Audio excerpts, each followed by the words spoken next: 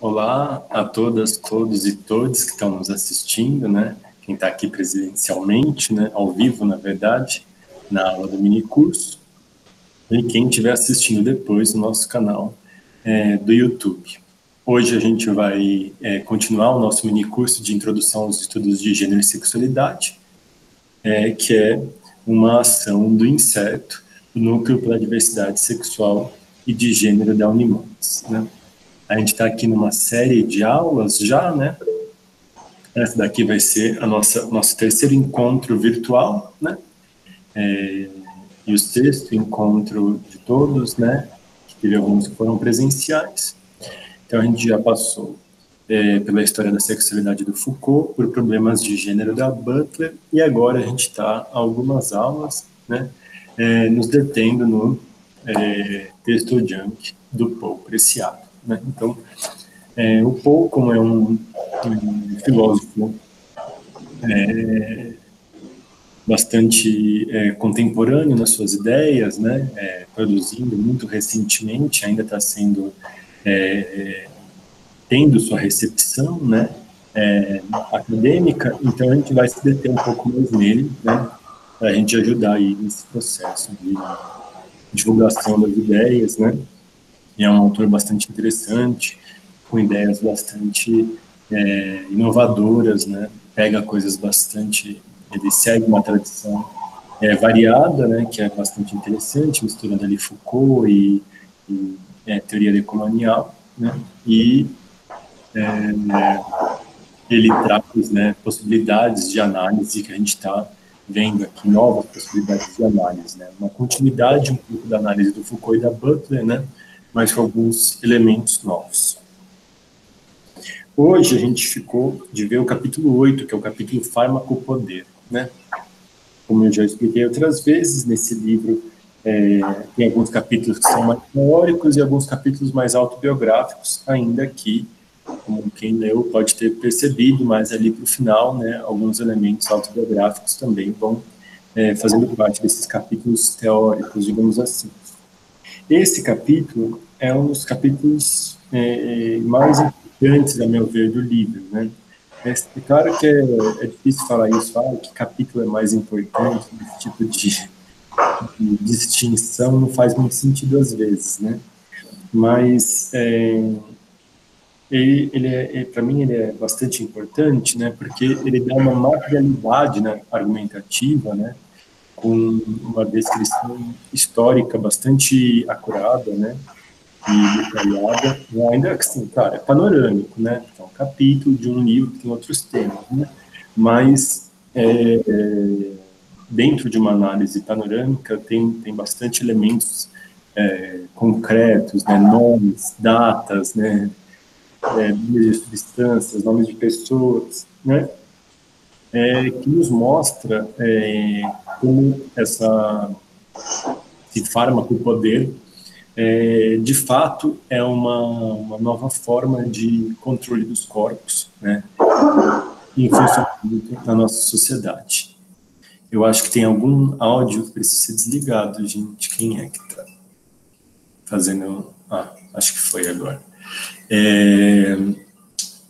Mostra como esse fármaco-poder é uma nova forma mesmo, né, da qual o poder é exercido, né, então...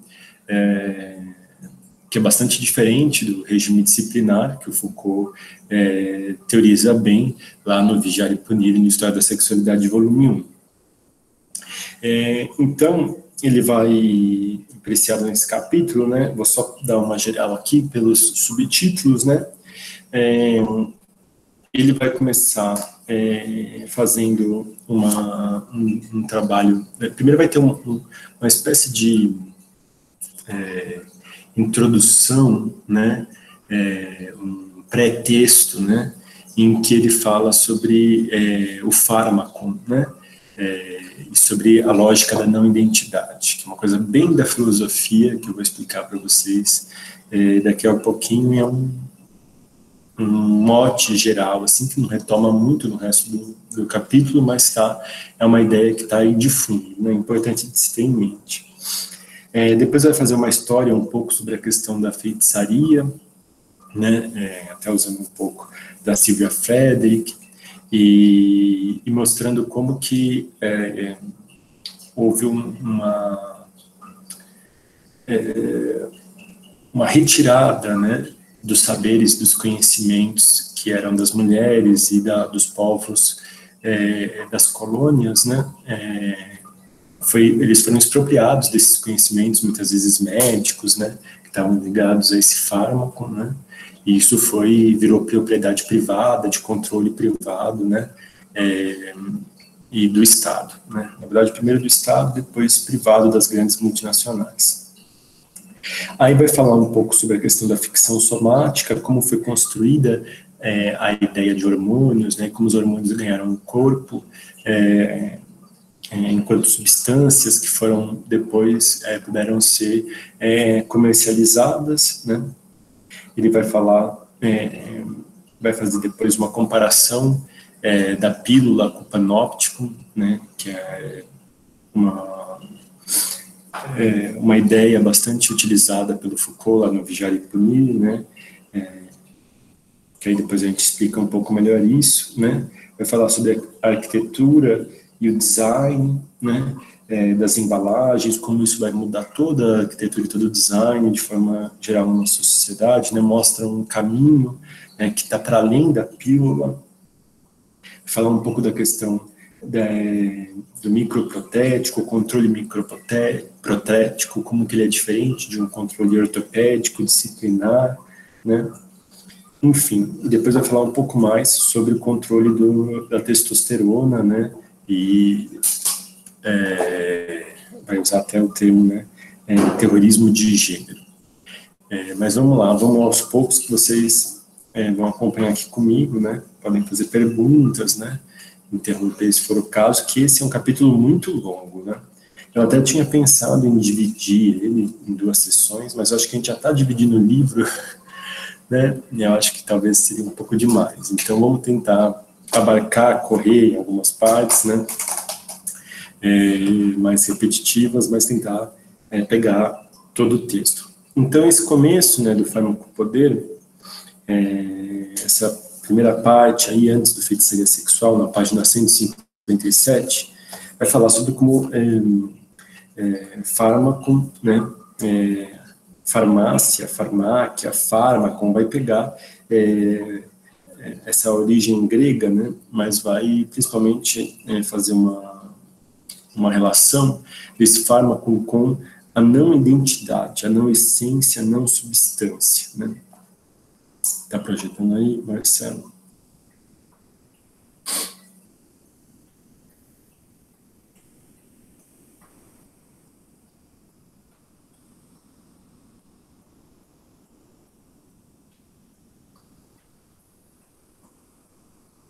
Peraí. Eu estava com a minha tela presa, por isso que eu não estava enxergando. Ah, tá aí. Você consegue aproximar mais um pouco?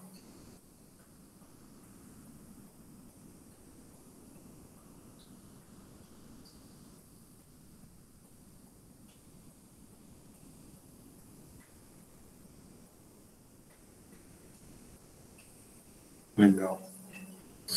Uma dica é fechar essa tela aí do lado, através dessa setinha. Isso. Aí, ó. Aí, vamos pegar ali a partir do meio do parágrafo ali. O fármaco seria uma substância com todas as conotações da palavra, em termos de matéria de virtudes ocultas, de profundidade críptica, negando submeter sua ambivalência à análise, já abrindo o caminho para a alquimia. Se não tivéssemos que vir a reconhecê-lo como a própria antissubstância, aquilo que resiste a todo filosofema, o que excede indefinidamente como não identidade, não essência, não substância, concedendo à filosofia, exatamente por isso, a inesgotável adversidade que a consolida e sua total ausência de fundamentos. O fármaco consiste propriamente em certa inconsistência, em certa impropriedade, essa não identidade consigo, que sempre lhe permite voltar-se contra si mesmo. O que está em jogo nessa virada é nada menos do que a ciência e a morte, que são consignadas em um único e mesmo tipo na estrutura do fármaco. nome único dessa poção que é preciso esperar. E ainda, como no caso de Sócrates, é preciso merecer. Então, assim, esse início aqui é uma coisa que eu não gosto muito, para falar a verdade, de nível estilístico, porque é quase uma masturbação filosófica, né, com termos bastante complexos, às vezes, fazendo referências que o leitor provavelmente não vai entender, né? Em geral, eu não gosto disso, não vejo sentido, né? O feminismo negro nos ensina que você tem que se fazer entender, né? E eu acho que isso daqui é uma tentativa de não se fazer entender. Acaba entrando numa lógica da mistificação, né? Então, não tem nenhuma conexão muito direta da linguagem, né? Teórica tem, né? Depois que a gente compreende. Mas da linguagem, por exemplo, argumentativa, não tem uma conexão com o resto do texto, né? Então, contribui para um sentimento de que a gente é burro, que a gente não entende, enfim, as pessoas têm esse tipo de reação, né? Então, não gosto dessa introdução, estilisticamente. Mas, teoricamente, ela é bastante interessante. Por quê? Porque vai falar de um princípio filosófico aqui que vai ser colocado em prática, digamos assim, no resto da argumentação desse capítulo, que é esse princípio filosófico da não-identidade. O que é isso? A boa parte da nossa filosofia, ela é construída, né, ocidental, ela foi construída sobre a lógica da identidade, de que um é igual a um, por exemplo, de que A é igual a A, né? O fato de A ser igual a A me permite poder pensar em outras relações, né, que poderia, por exemplo, poderiam ser confundidas ou poderiam me levar ao erro se A também pudesse ser igual a B. Então, boa parte do nosso pensamento, da nossa racionalidade, ela é mantida sobre a crença de que A é igual a A. Só que isso é uma crença, né? Porque, na verdade, nunca uma coisa é igual à outra. Nunca, né? Então, é um exercício abstrato dizer que A é igual a A, né? Vamos pegar, por exemplo, duas mulheres, né? A mulher A é igual a outra mulher A, né? Vamos supor que seja A linha e A duas linhas, né? Duas mulheres diferentes, mas que elas têm algo que as mantém unidas, que é a identidade, a ideia de mulher, né? Então, isso é o que permite, por exemplo, boa parte do nosso, vamos pensar, a racionalidade médica, né? É que permite, por exemplo, você poder fazer com que um determinado resultado de uma pesquisa possa ser aplicado a várias mulheres, né? A todas as mulheres, a mulheres que ainda não foram testadas, né? Por quê? Porque todas as mulheres são iguais, porque A é igual a A, né? E isso em tudo, né? Toda a racionalidade ocidental está baseada nessa premissa. Agora, uma das coisas que, né, a filosofia oriental e os conhecimentos tradicionais, enfim, boa parte do nosso conhecimento fora da razão ocidental, e mesmo a crítica, né, a razão ocidental feito dentro da filosofia, mas sempre também de forma marginal, né, como, por exemplo, a própria filosofia do Foucault, do Derrida, do Deleuze é um exemplo, né, eles vêm para dizer, não, nem sempre A é igual a A, na verdade quase nunca A é igual a A, né, então é isso, uma mulher nem sempre é igual a uma outra mulher, na verdade uma mulher é muito diferente de outra mulher, né, o que nos leva a pôr até em questão o que é uma mulher, né, então esse princípio da não identidade, de você não poder ter certeza que uma coisa é igual a outra, muda a lógica não só da ciência, né, da razão, mas também, por exemplo, mudaria a lógica do próprio sistema capitalista, né? Então, por exemplo, o sistema capitalista que está baseado,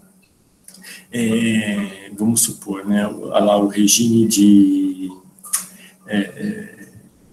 acumulação primitiva do capital, ligada também à colonização, né, e à exploração das colônias através das monoculturas, né? Essa exploração, ela estava muito capitalista, baseada nessa ideia, né, de identidade. Afinal, você passa, né, uma das bases desse sistema capitalista foi conseguir vender produzir e vender produtos em larga escala, né? E esses produtos em larga escala se supunha que eles fossem iguais uns aos outros, né? Que aquele, sei lá, pacote de açúcar fosse o mesmo que o outro pacote de açúcar, né? Tanto que a gente sabe, né, quem trabalha com esse tipo de coisa, sabe a dificuldade que há de padronização, né, o tanto de substâncias químicas que não são utilizadas, muitas vezes, para dar uma ideia de padronização, porque uma safra é diferente da outra, né, é diferente, né, basta ver a ideia, por exemplo, dos cafés, como eles são diferentes dependendo de onde eles são cultivados, né, os vinhos e por aí vai. E tudo é assim, né, só que a ideia, por exemplo, da monocultura, que sustentou esse período importante do capitalismo, né, a base dele é essa lógica da identidade, né. E, claro, por exemplo, as culturas que estavam em oposição a isso, né, como, por exemplo, a cultura alimentícia indígena, né, ela estava numa outra lógica, né, uma lógica que envolvia justamente por exemplo, né, não só a importância da questão da diversidade, mas também aquilo que a gente fala de um certo animismo, né, a partir do ponto de vista da teoria da razão ocidental, né, que achar que as coisas são vivas, né, mas mostra, na verdade, a lógica da não identidade presente, por exemplo, nos regimes de conhecimento indígena, né, quando, por exemplo, uma planta não é só uma planta também é natureza, também é divino, né? Então, assim, a razão ocidental não, uma planta é só uma planta que é igual a outra planta, né? Então, olha como esse princípio da identidade, que é um princípio da razão ocidental, ele é questionado de diversas formas, né? E uma das formas que ele é questionado é através do fármaco. Como assim? Né? E aqui está trazendo isso desde a antiga Grécia, né?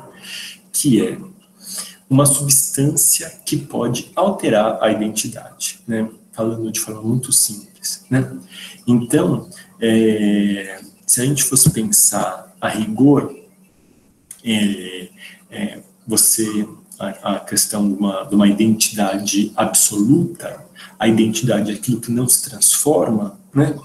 Então, uma identidade absoluta, ela não suportaria nem a ideia de doença, porque a ideia de doença já significa uma transformação, né? Então, a ideia de patologia, né? Patologia vem de pathos também, em grego, que pathos significa paixão, né? Então, nosso sentido hoje de paixão, né, que é a nossa paixão romântica, é apenas um dos sentidos possíveis de pathos em grego, porque lá a paixão era tudo aquilo em que você não era dono de si mesmo, digamos assim. Então, na paixão romântica a gente não é dono de si mesmo, mas porque, né, as pessoas até falam assim, né, que não sabia nem o que estava fazendo, estava cego, enfim, né?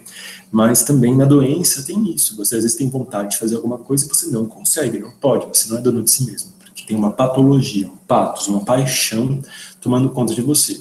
Então, a rigor, essa ideia de identidade, ela não suportaria nem a ideia de doença, por isso que ela está muito ligada a uma ideia de normalidade.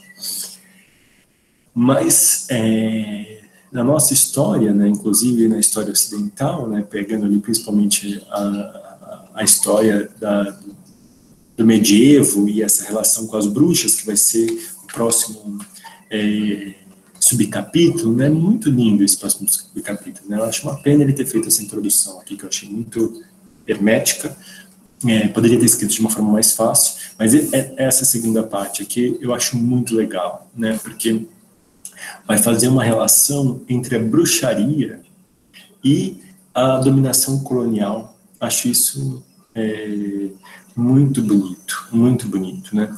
Eu confesso para vocês que não li ainda a Silvia Frederick, não sei se fala assim, como que fala? Alguém sabe como pronuncia? É Federici ou Federici? Eu falo como se fosse em inglês e ela é italiana, não é? Não sei. Alguém sabe como pronuncia? A do Caliban, a bruxa, Silvia Federici, não sei, enfim.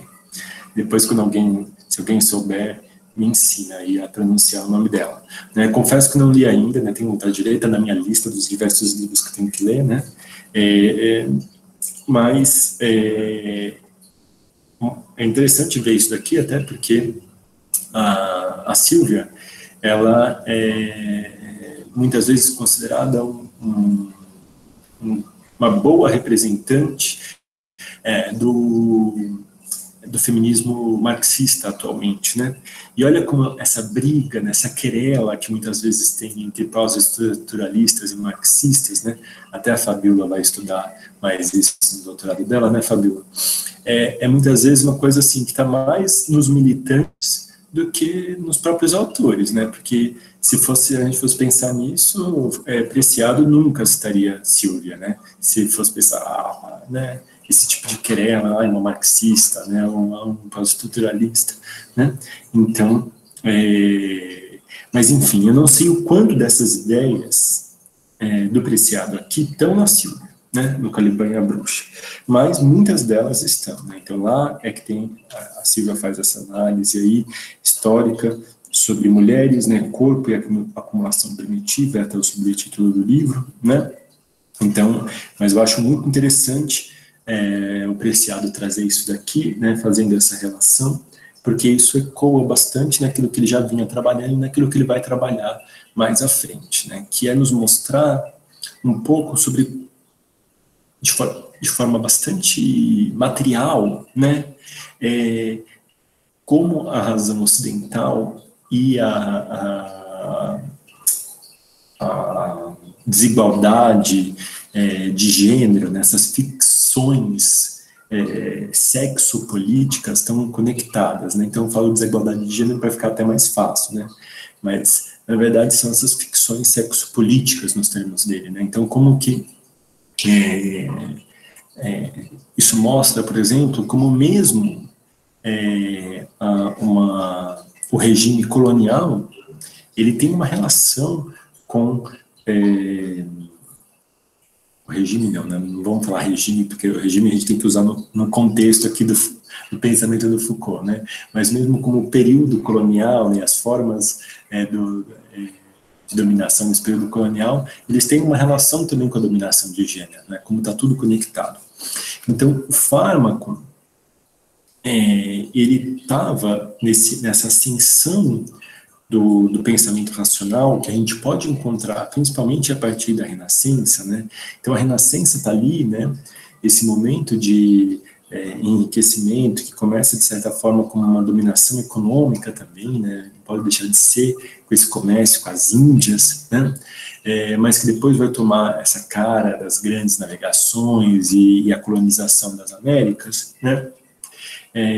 Essa razão ocidental que nasce aí, né? Então, se a gente for pensar, por exemplo, em Descartes, que é o grande nome, digamos assim, né, da filosofia moderna, né, que é o inaugurador, digamos assim, da filosofia moderna. Ele está ali no século XVII, isto é, né,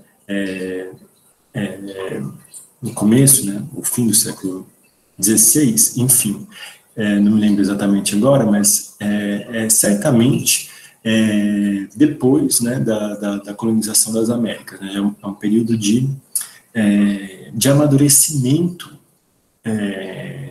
na filosofia, né, que a filosofia, não sei se vocês conhecem, mas tem aquela expressão que a filosofia é a ave de Minerva, né, que a ave de Minerva, ela levanta voo ao anoitecer, né, na filosofia. Eu já cursei filosofia, não terminei, mas cursei há alguns anos. Isso é muito falado nos cursos, né, para dizer sobre como a filosofia ela vem teorizar em geral, depois que a coisa já aconteceu, né? Então, a ave de Minerva alça voo depois do anoitecer é porque já aconteceu, né? E aí ela vem teorizar. Então, o Descartes ele vem teorizar, né, aquilo que já estava concretizado, de certa forma, a partir dessa constituição dos Estados-nação concomitante com a colonização da América, né, das Américas. Então, esse momento, né, que é um momento de consolidação disso que a gente chama de a razão ocidental, né, envolveu a expropriação da razão não identitária dos povos colonizados e das mulheres nos centros das metrópoles, né? Então, a caça às bruxas, né, claro que a caça às bruxas foi anterior, né, já tem coisas, momentos anteriores à colonização das Américas. Porém, o que o Preciado está colocando aqui em causa é que é um contínuo, né? Não é uma coisa que acontece, um marco, tal, né? É uma lógica contínua, né? Mais que, por exemplo, a Inquisição, né? Que já é posterior à colonização, ela é o ponto culminante, né? Então, ainda que a gente já tivesse elementos anteriores, né? A gente pegar a Inquisição mostra como um ponto em que esse tipo de lógica ganhou uma certa hegemonia, vamos dizer assim, né? Então, a Inquisição, ao colocar como demoníacas as práticas religiosas, tanto de indígenas, quanto de africanos escravizados, quanto de mulheres com saberes tradicionais, olha isso, olha a conexão que existe entre essas coisas. Sim? É uma forma de dizer assim, não permitimos uma outra racionalidade que não a racionalidade da identidade, da lógica da identidade, né? Então, a partir disso é que a alquimia vai para esse terreno da magia, né? Uma coisa assim, do perigoso, daquilo que se tem medo, talvez até do pecado, né? Mas isso mostra uma tentativa, né, de assegurar essa identidade que não vai perdurar por tanto tempo, com as mesmas características, né? O que o Preciado vai nos mostrar é que essa tentativa da razão ocidental de manter a identidade vai utilizar de diversas estratégias, inclusive depois, né, na era fármaco-pornográfica, vai ter uma retomada de mecanismos desse fármaco, né, que foram, num primeiro momento, expurgados e que agora vão ser utilizados, mas a partir de uma outra lógica, que a gente vai ver ali no final, né, mais para o final, como que o fármaco mostra, ele subverte completamente em seu princípio o fármaco, e a indústria farmacológica, ela subverte o princípio da identidade. Porque, por exemplo, com o advento ali dos hormônios, da pílula, enfim, das micropróteses de substâncias, é evidenciado como nunca antes o caráter construído do sexo e do gênero, né? Quando eu falo sexo, aqui vocês entendem tudo junto, né? Sexo, gênero, tudo tá no mesmo cerne, né? Então, assim, essas substâncias, né? Você, por exemplo, conseguir tomar um hormônio para não estar fértil, né? Um homem tomar alguma coisa hormonal para ter potência sexual, enfim, qualquer tipo de utilização mostra como que essa ideia dessa divisão binária de gênero, né, sexualidade e sexo, elas são ficções, né? Só que aí que está, é utilizada, né, esse máximo da desconstrução, da desnaturalização, né, na verdade que mostra o quanto é construído essas noções, elas são utilizadas para reafirmar essas construções, né, uma ideia de naturalidade, né? Então, o exemplo máximo que vai ter aqui vai ser no momento em que o Preciado vai mostrar como as indústrias primeiro fizeram uma pílula anticoncepcional que interrompia os ciclos menstruais, isso não foi aceito, e foi feita uma nova pílula em que a mulher menstruava artificialmente para se manter a ideia de que naturalmente ela estava menstruando. Entende? Então, aquilo, ainda que a substância ela pudesse mostrar que a menstruação não tem nenhuma precisão de acontecer, né? Ela foi modificada, né, para criar essa ilusão de que a menstruação acontecia naturalmente, né? Então esse é um dos maiores exemplos, né? Como a gente está usando todo um aparato construtivo técnico, né? Então o nosso corpo, ele é todo uma prótese hoje em dia, ele é todo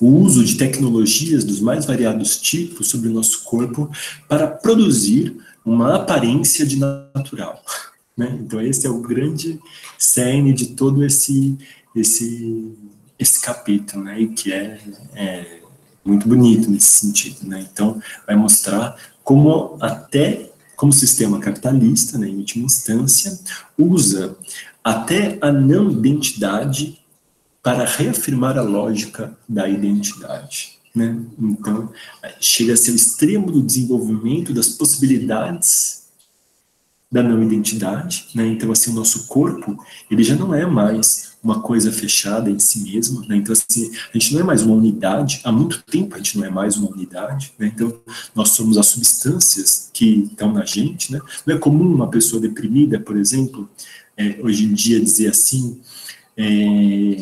a depressão é porque me faltam determinados neurotransmissores, né? Eu conheço várias pessoas que falam isso, né? Então, assim, não é ela, né? São os neurotransmissores, né? Então, eu posso repor esses neurotransmissores, né? É claro que isso vai causar outras reações adversas, muitas vezes, né? Mas olha como a pessoa, né? Ela já não é mais uma unidade inviolável, digamos assim, né? Ela já está ali, ela é, na verdade, meio, como o Preciado fala, de um sistema de trocas de informações, e as substâncias são também essas informações sendo trocadas pelo corpo, né? Então, esse sujeito contemporâneo, né, ele é a prova viva da não identidade, né, de como tudo é fluxo, tudo é em constante transformação, só que esse fluxo, ele é administrado de forma a reafirmar uma ideia de identidade, né? E aí a gente vai ver em detalhes, né, vamos tentar passar um pouquinho, né, como que isso nos mostra uma forma de funcionamento patriarcal. Aí, de repente, ressurge o patriarcado no rolê, né? Como assim, né? Porque aí são pontos interessantes do texto do Preciado, né? Às vezes me irrita um pouco essa coisa do tecno blá blá blá, sabe, assim, uma verborragia, me irrita, né? Eu não estava tão irritado, assim, nas nossas reuniões passadas, mas quando esse capítulo é muito grande, e aí eu fico assim, não precisa ficar falando desse jeito, enfim, né? Não vou ficar aqui na minha irritação. Mas poderia ser dito de forma mais fácil. Agora, o que eu acho interessante é que, em alguns momentos, o Preciado vai chegar ali e vai trazer outros termos mais compartilhados, né, pelas outras feministas, né, por esses estudos, né, de formas mais amplas, vai deixar um pouco de fazer questão de usar um dialeto, né, e falar numa língua compartilhada, e aí é esse momento em que fala do patriarcado, né, em que, por exemplo, só para a gente usar aí, continuar no exemplo da pílula, que é o central desse capítulo, né? Como que a pílula ela só incidiu sobre o corpo das mulheres, né? Como até hoje não tem uma pílula para os homens, né? Assim, se ensaiou, né? Mas nunca chegou a de fato acontecer, né? Porque isso mostra que o corpo dos homens, em grande parte, ainda é um território de poder soberano, né? Enquanto o fármaco pornográfico está atingindo, atravessando, né? E redistribuindo os fluxos pelos corpos das mulheres, dos negros, dos indígenas, dos LGBT, das pessoas deficientes, dos loucos, dos presos, né? O corpo do homem cis branco, né? É um corpo que ainda ele tem um lastro de regime soberano sobre ele, né? Então, isso é algo... E aí que entra a questão do patriarcado, né? De haver um acordo social entre homens em que não são quaisquer homens, né? Em geral, são os homens brancos, cis, dos países do norte que vão ter esse lugar privilegiado de poder e de controle, né? Mas vamos lá, então. Esse foi o tipo panorama, assim, né, do que vai rolar na nossa aula hoje. Vamos pegar alguns trechos aí em específicos, né? A página 159, você pode projetar aí, Marcelo? Por favor.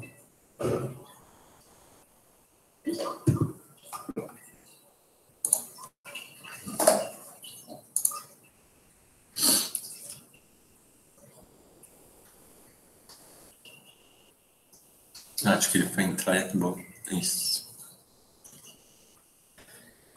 Inicia o processo de delimitar. Estava citando a Silvia Federici, sei lá, ali em cima, e aí vem. O processo de delimitar terra, expropriar saberes populares, criminalizar práticas de intoxicação voluntária e privatizar germoplasmas vegetais estava apenas começando.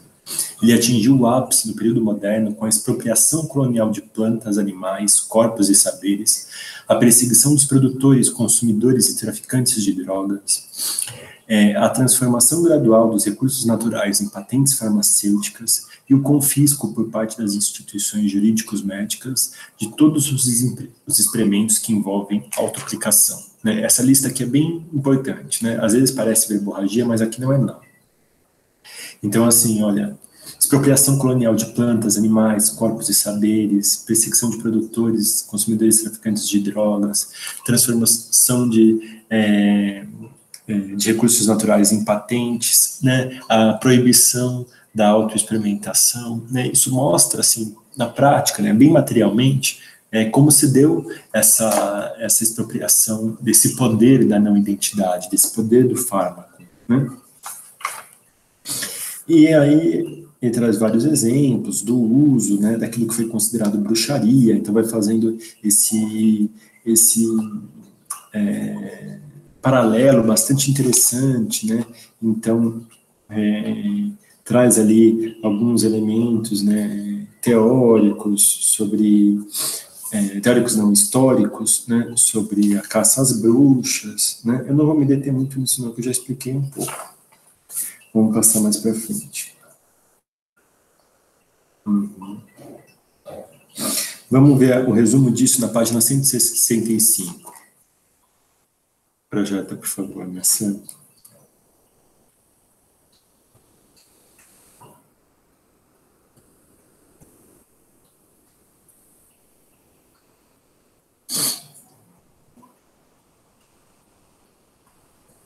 Isso, ali no dessa perspectiva.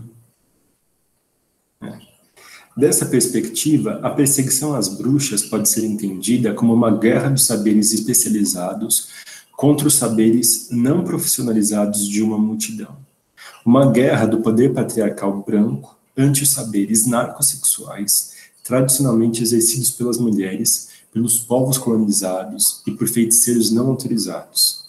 A questão era exterminar ou confiscar certa ecologia do corpo e da alma, tratamentos alucinógenos e formas de prazer ou excitação.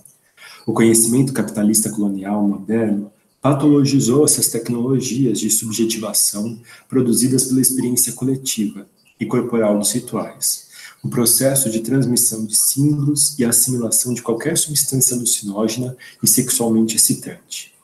Sob as acusações de heresia e apostasia, negação de Deus, a caça às bruxas nada mais foi do que ocultar a criminalização das práticas de intoxicação voluntária e autoexperimentação sexual e alucinógena. Sobre esse esquecimento forçado, a modernidade elétrica e hormonal seria erguida, né? Então, aqui está bem resumido, né, esses argumentos, né, sobre como que, por exemplo, grande parte das sociedades tem tradicionais, né, elas têm formas de intoxicação, né, rituais, né, então, se a gente for pensar, né, por exemplo, no uso da ayahuasca, né, e tem diversas outras experiências semelhantes, né, que demonstram momentos de regimes de conhecimento mesmo, formas de saber, formas de conhecer, formas de se pensar, né, que estão muito além da razão ocidental, né, só que isso não poderia existir, né, então o patriarcado, né, aqui vem essa força patriarcal branca, né, ela não pode permitir essas outras formas, né, sendo geridas, né, por não profissionais, né, por mulheres, por feiticeiros não autorizados, né? Então, isso muito antes, né, de haver uma indústria farmacêutica propriamente dita, né? Porque se a gente for pensar, né, olha só, isso daqui está acontecendo desde o século XV, né? De forma mais sistemática, essa proibição. E a indústria farmacêutica ela vai, né, surgir no final do século XIX, de fato mesmo no século XX, né? Então, assim, muito tempo entre uma coisa e outra. Só que a lógica é a mesma, né? Então, muitas vezes, quando a gente estuda a história, né, tem algumas pessoas que veem a história muito como uma... Né, isso já foi muito criticado, mas, enfim, no senso comum isso ainda permanece como uma sucessão de fatos, né? E, de repente, vem um surgimento da indústria farmacêutica, né? Mas como que as coisas estão conectadas, né? Então, a lógica que permitiu, né, a especialização e o uso que a indústria farmacêutica vai fazer no século XX, ela só foi possível pela expropriação desse uso de outras pessoas, né, de outros atores, outras forças sociais. Vamos agora aqui para ficções somáticas, a invenção. Se vocês quiserem falar alguma coisa, gente, assim, mas no final a gente pode abrir também para comentários e tal, né? Mas se vocês quiserem interromper e falar alguma coisa, perguntar alguma coisa nesse meio, vocês também podem. Que o Preciado aqui muda algumas vezes de tema, né? Então, isso daqui é uma mudança de tema agora, de certa forma, né? Que esse próximo subcapítulo vai ser a história dos hormônios, né? Então, isso é muito legal também, porque dá datas, dá nomes, né? Eu não vou falar todos os nomes, todas as datas, né? Mas eu vou passar aqui por alguns deles, né? Eu quero ler primeiro na página 166, nessa...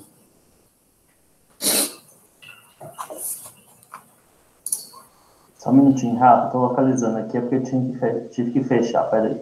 Tá bom, sem problema.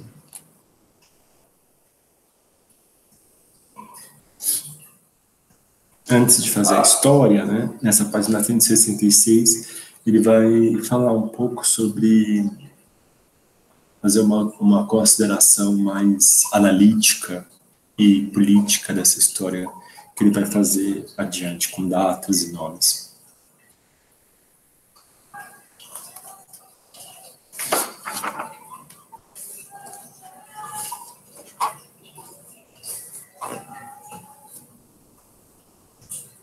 Isso, aí, desde o início, aí nesse finalzinho mesmo.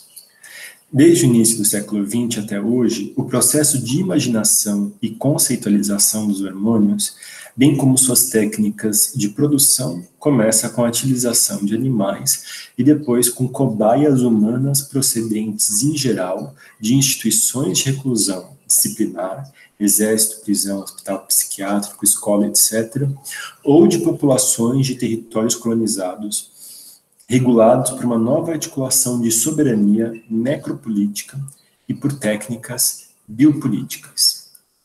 Ali para a próxima página.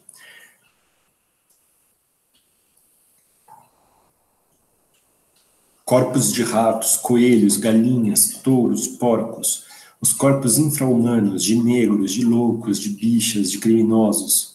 Nossos modelos de gênero, não apenas categorias conceituais, mas também ficções, somatopolíticas incorporadas, foram fabricados na encruzilhada em que se encontra o humano, o supostamente não humano e o animal.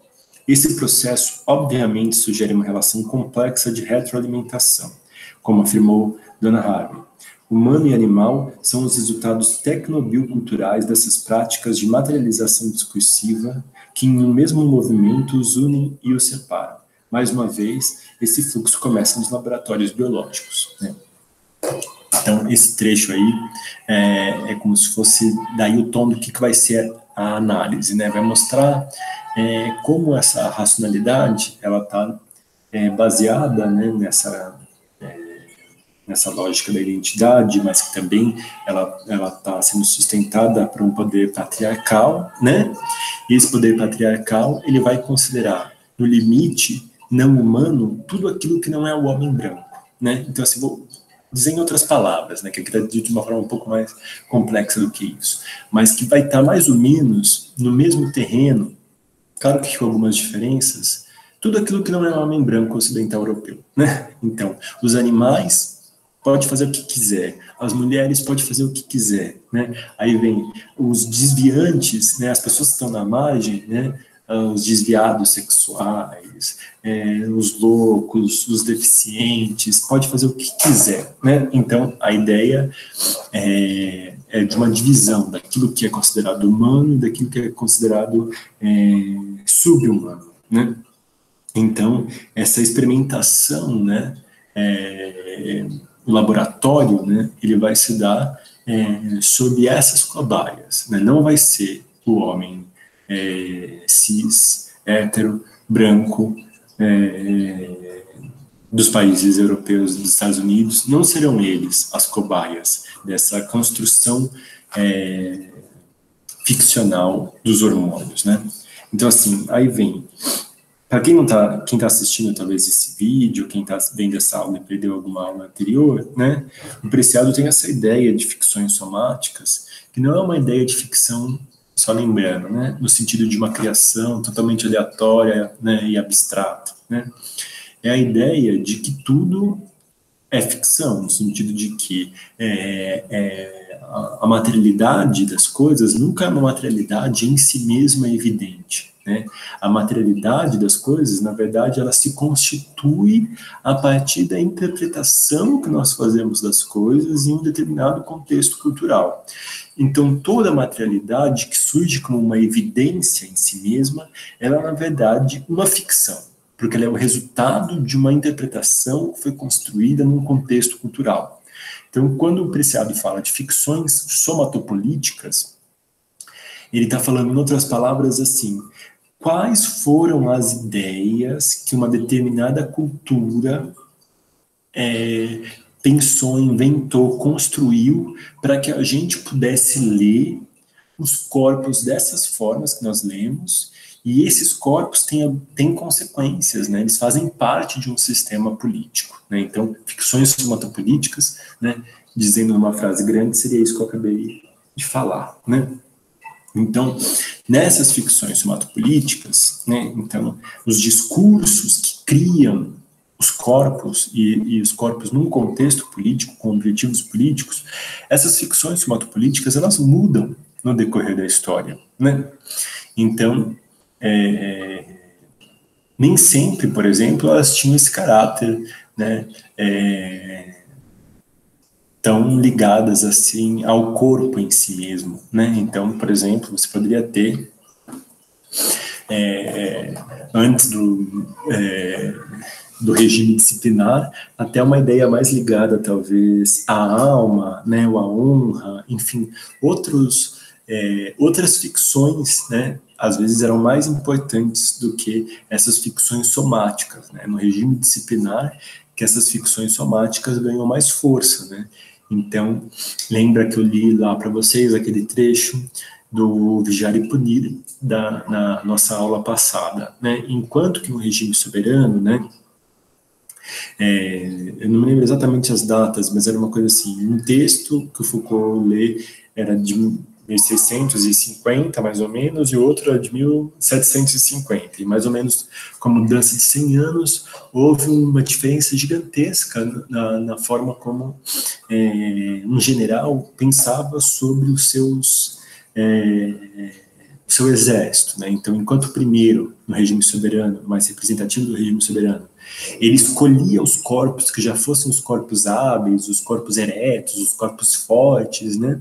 O segundo, ele criava o corpo que ele queria, através da disciplina, né? Então, é aí que vem essa ideia, então, a ficção somatopolítica, entende você? Então, eu vou criar o corpo que eu quero, né? E a ideia da disciplina é essa, você pode criar o corpo que você quiser, né?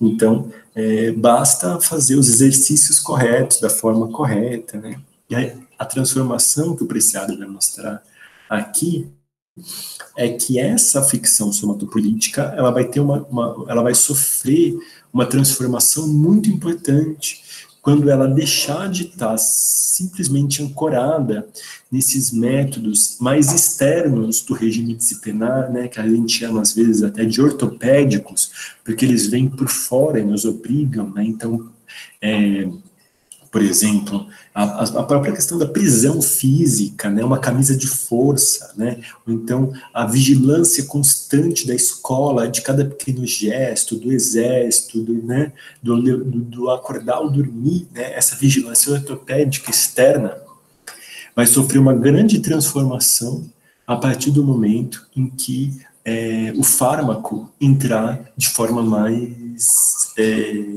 forte, né, nessa gestão. Então, ao invés de você precisar dominar uma pessoa com todo esse aparato disciplinar, vai bastar um comprimido. Um comprimido vai produzir aquilo, um resultado, na verdade, né? Não é o mesmo resultado, né? Não é o mesmo resultado, né? Eu sempre dou o exemplo da criança indisciplinada na escola, né? Que era, por exemplo, no regime disciplinar clássico, é a criança que é constantemente punida, que é constantemente vigiada e que, no limite, ela serve de exemplo para as outras, né? Que aí é até mais ligado ao regime soberano, isso de servir de exemplo para as outras, né? Mas, enfim, essa vigilância do regime disciplinar na escola, com a criança indisciplinada, hoje em dia, muitas vezes, ela foi substituída pelo remedinho, né? Tipo, cada criança tem uma coisa, mas vamos pegar aqui a questão do déficit de atenção, né? Aí você vai lá e dá a Ritalina, e a criança fica outra, né? Ela não fica mais aquela mesma criança, né? Não é o mesmo resultado que era produzido pelo regime disciplinar, agora produzido pelo regime farmacopornográfico. É um efeito diferente. Tem algumas similitudes? Tem, de controle, de pacificação, de submissão, enfim, né? Mas é uma outra forma de funcionamento, né? Mas, enfim, o Preciado vai mostrar, e aqui fica bem claro, né? Eu tinha até mais dúvidas a esse respeito, e eu acho que esse capítulo ajuda a clarear um pouco a centralidade da questão sexual, né? E lembrem, sexual está junto com gênero. Que eu estava até me questionando um pouco em outros encontros, né? Que essa transformação farmacopornográfica, né? Aqui, quando ele conta a história da pílula e dos hormônios, fica evidente, né, que boa parte de toda a estrutura que foi construída sobre essa lógica da sexualidade e do gênero, né, de controle da sexualidade e do gênero. Então, basta pensar que a pílula foi o remédio, a substância, né, mais vendida de todos os tempos, mais administrada, né? Então, foi a primeira a ter diversas coisas. A primeira em muitas coisas. O Preciado vai falando aqui, né, em que ela foi a primeira em muitas coisas. Então mostra assim, não foi um antidepressivo o primeiro em muitas coisas, né? Não foi um remédio para o coração o primeiro em muitas coisas, entende? Foi a pílula, né? Então isso mostra a centralidade da preocupação, né? Mas vamos lá. Aí aqui, a partir da página 167, vai fazer a história, né? Eu não vou ler trecho por trecho. Eu vou ir lendo, assim, os nomes, eu fui anotando aqui, assim, né? Só as datas e os nomes e os eventos, assim, para vocês verem como que é uma progressão, né? Em 1767, o cirurgião John Hunter fez o primeiro transplante de testículos. E aí ele fez a relação entre testículos e masculinidade, né? Então, olha, século XVIII, 1767, foi o primeiro transplante de testículos, né, em animais, mas que mostrava a relação entre testículos e masculinidade, que não tinha essa relação ainda, né? O testículo estava lá, mas as pessoas não tinham certeza, né? É claro que, assim, já haviam as castrações, né? Então, os eunucos, né? Já tinha, assim, as pessoas não eram burras, né? Só que, assim, do ponto de vista da lógica científica, né? E do uso científico, e a gente sempre tem que pensar a nossa ciência como uma indústria, né? Tanto que uma luta epistemológica das teorias decoloniais é para fazer essa desassociação, porque ela é uma associação de nascimento da nossa ciência. Nossa ciência está vinculada à indústria, né? Então, quando a gente pensa aqui no pensamento científico, a gente está pensando no pensamento industrial, né? Mas esse conhecimento já existia, né? Mas, assim, entrou nessa lógica a partir desse momento. O cara provou lá, segundo, né, já toda uma lógica construída, que os testículos tinham relação com a masculinidade.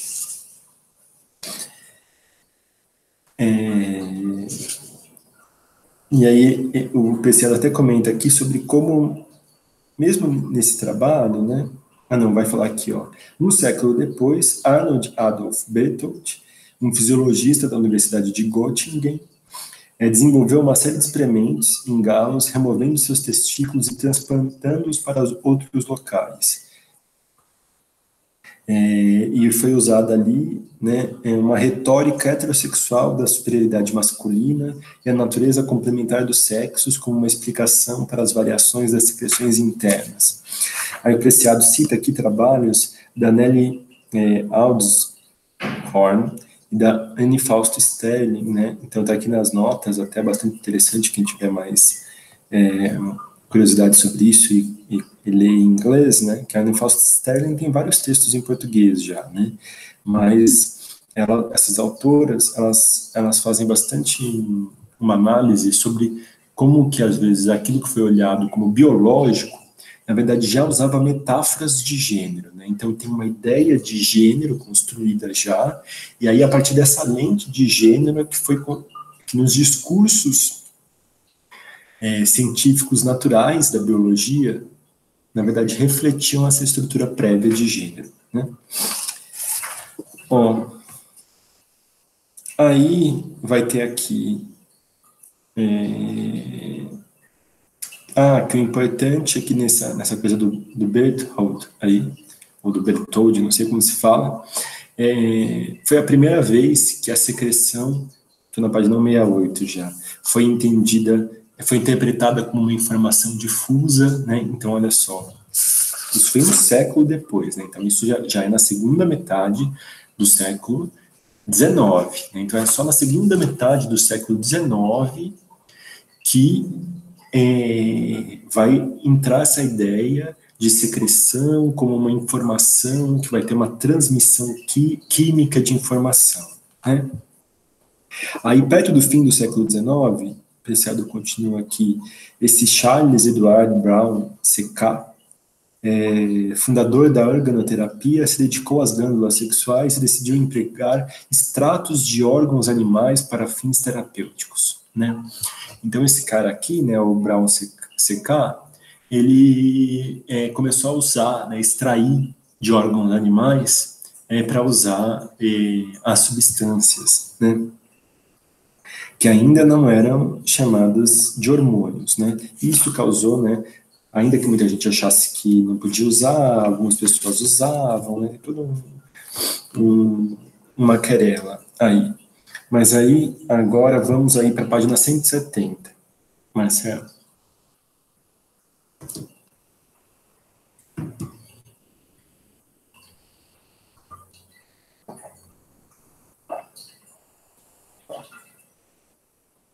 Aproveitar e agradecer o Marcelo por esse trabalho que ele faz aqui com a gente, nos ajudar a montar a sala, a projetar o texto, né? Muito obrigado, Marcelo, sempre nos ajudando bastante.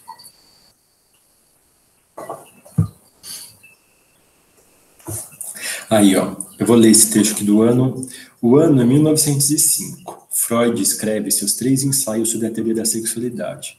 E o Dr. Ernest Henry Starling e William Bayliss inventam o conceito de hormônio.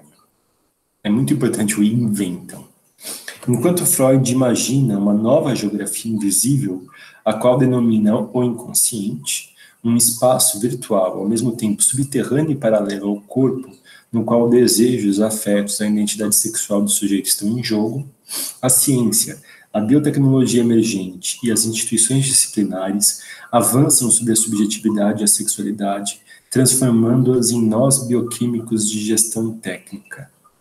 Enquanto Freud inventa a sexualidade como uma entidade independente do sexo anatômico, Starling e Bayliss estudam as reações humanas como se elas fossem os efeitos de substâncias emitidas em diferentes partes do corpo.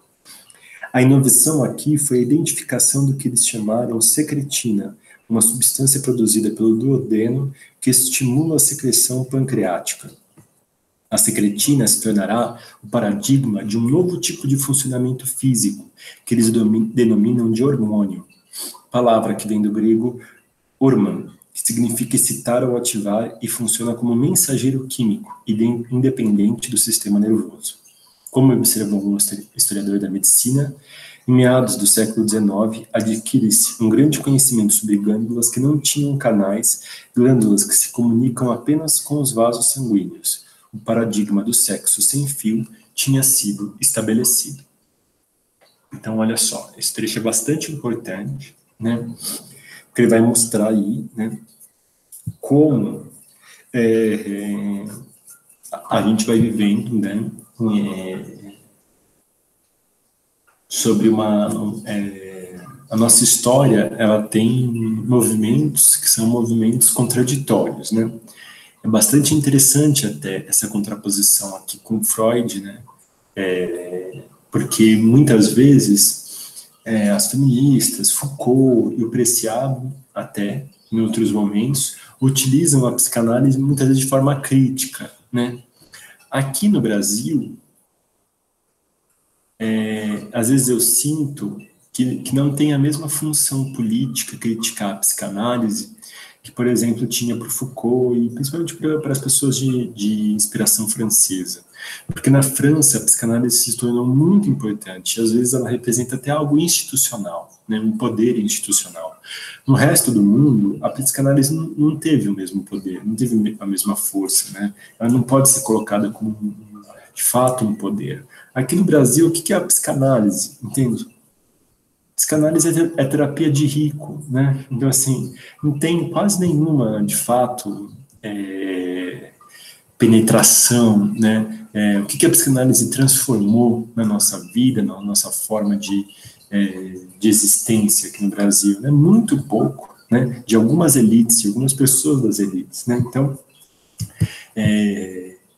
para mim, às vezes, criticar a psicanálise é chutar um cachorro morto aqui no Brasil, né? Mas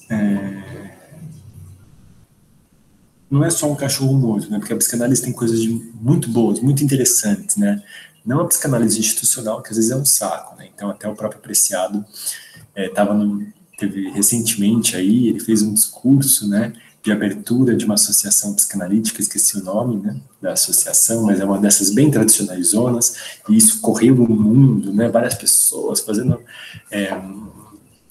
cartas de resposta, né, é um fenômeno bastante interessante, né, porque o Preciado criticou a cis-heteronormatividade presente nas instituições psicanalíticas, né, mas bem, isso na França, isso é realmente algo importante, né.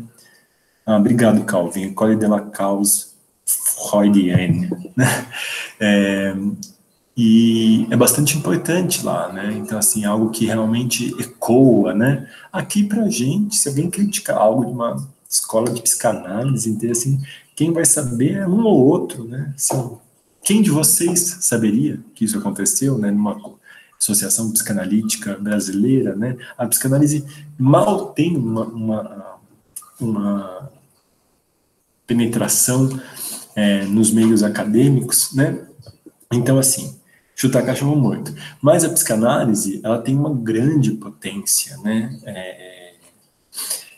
crítica, explosiva, né, até nas minhas aulas da graduação, eu estou dando agora, cheguei na parte de psicanálise, né, na minha aula da graduação, e adoro dar essa aula porque eu mostro como que a psicanálise foi uma criação de um povo oprimido, que é o Freud, representando o povo judeu, que era um povo que também era expropriado das formas de conhecimento, né, ocidentais, se encontrou com as histéricas, que eram as mulheres que representavam, né, através do seu sintoma, a desigualdade de gênero da sociedade da época, né? A psicanálise, ela é a resposta, ela é o encontro de uma minoria com uma outra minoria, né? Minoria no poder, né?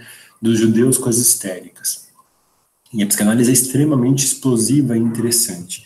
Eu acho legal aqui que nesse trecho ele vai, para mim, eu leio como até um elogio, assim, porque é um momento em que o Freud vai imaginar um espaço virtual subterrâneo e paralelo ao corpo, no qual o desejo, os afetos e a identidade sexual do sujeito estão em jogo, né? Que tá num campo bastante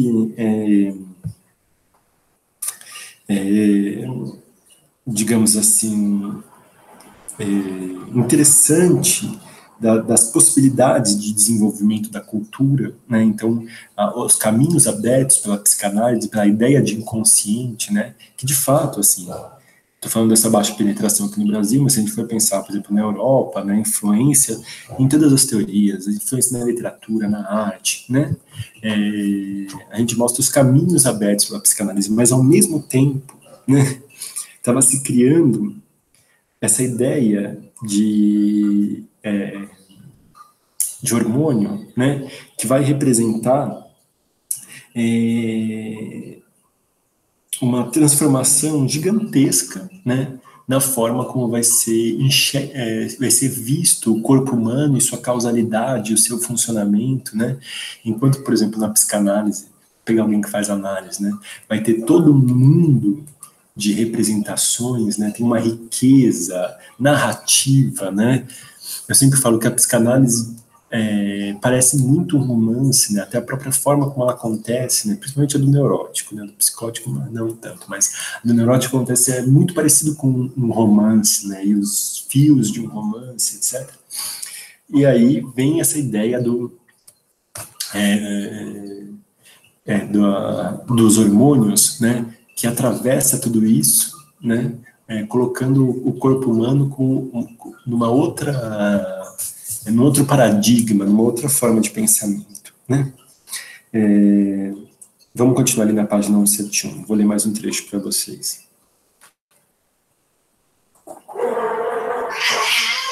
O gatinho que veio se manifestar também. Stalin vai lá. Em um contexto colonial europeu e capitalista industrial definido pelas práticas de telecomunicação, viagens, tráfico e comércio, Stalin e Baylis conceituam hormônios de acordo com uma forma inicial da teoria da informação. Essas mensagens químicas ou hormônios, como poderíamos chamá-las, devem ser transportadas do órgão em que são produzidas ao órgão que afetam por meio da corrente sanguínea. E as necessidades continuamente fisiológicas do organismo devem determinar sua produção e circulação repetidas ao longo do tempo. A invenção da noção de hormônio representa uma quebra epistemológica, não só em relação ao modelo moderno do corpo mecânico, mas também em relação ao emergente modelo psicológico do inconsciente sexual. Enquanto Freud contempla o sujeito como um terreno arqueológico de sinais invisíveis que devem ser revelados por meio de uma paciente escavação linguística, Stalin e Baylis desenham um novo diagrama do indivíduo moderno como uma rede de comunicação bioquímica silenciosa, um entrelaçamento complexo de circuitos densamente conectados que emitem, recebem e decodificam informação bioquímica. Em oposição ao corpo mecânico, tanto de Descartes como de Lametrie e a arqueologia freudiana do ego, surgiu um novo sujeito hormonal eletroquímico relacionado com a mídia e ultraconectado. O corpo moderno biopolítico, como sugeriu Foucault, não é mais uma superfície unidimensional em que o poder, a lei e a punição estão escritos, e sim uma interioridade densa em que a vida e também o controle político ocorre sob a forma de troca, tráfico e comunicação. Parar por aqui, né? Então, essa parte é bastante interessante, né? Depois ele vai falar um pouco mais sobre o nascimento da endocrinologia, né? Que quer dizer, vai virar um ramo da medicina, né? Uma ciência independente, né? Mas o mais importante aqui desse momento é a gente ver que essa invenção do hormônio, ela vai fundar um sujeito. Esse é o ponto mais importante. Vou até fazer uma pausa para a gente pensar sobre isso, né? Fundar um sujeito. Não é à toa que a base de comparação aqui é Descartes e Freud. Descartes e Freud, eles representam duas fundações de sujeito da nossa cultura, né? Então, boa. Então, vamos fazer uma pausa agora e fazer outro vídeo, senão fica muito grande, né? Pode fazer uma